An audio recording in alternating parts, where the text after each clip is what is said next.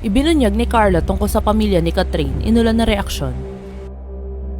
Usap-usapan ngayon sa social media ang TV host na si Carla Estrada matapos siya magsalita tungkol sa pamilya ng kapamilya actress na si Catherine Bernardo. Matatandaan na karelasyon ni Catherine ang anak ni Carla na si Daniel Padilla. Tumagal din ng mahigit isang dekada ang kanilang pagsasama mula sa pagiging mag-love team on-screen hanggang sa totoong buhay.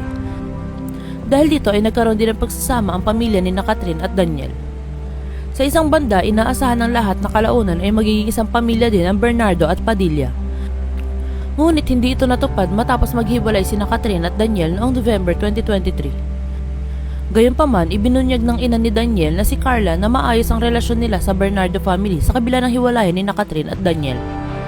Sa panayam sa kanya ni OG Diaz kamakailan, nilinaw ni Carla na wala siyang bad blood sa pamilya Bernardo.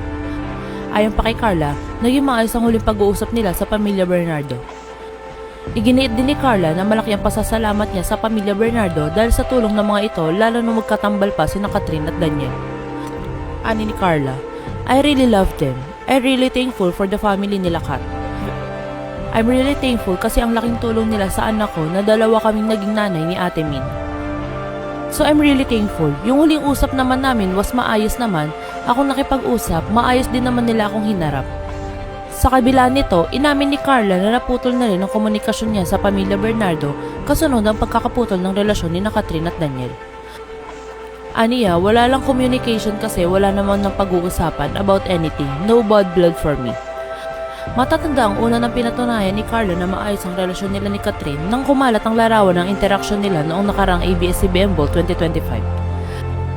Masaya naman ang Katniel fans dahil maayos ang relasyon ng pamilya ni Daniel at Catherine sa kabila ng hiwalayan ng dalawa.